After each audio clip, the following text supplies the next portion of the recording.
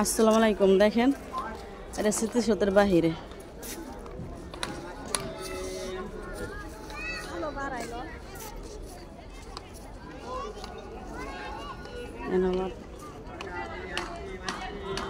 এটা স্মৃতিসৌধের বাহিরে।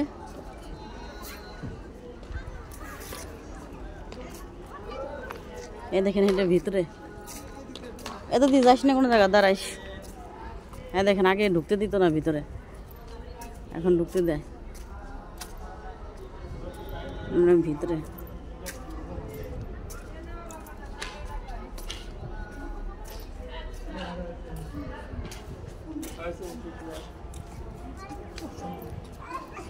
ভিতরে দেখছেন বাইরে থেকে সুন্দর দেখা যায়, ভিতরে কিচ্ছু না, এরকম অলিগলির মতো শুধু।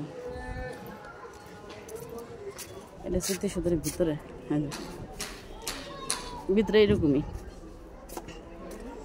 তো আমি জীবনের প্রথম একদিন আইছিলাম আর আজকে এলাম, আজকে ভিতরেই দেখে গেছি, খোলা দেখে।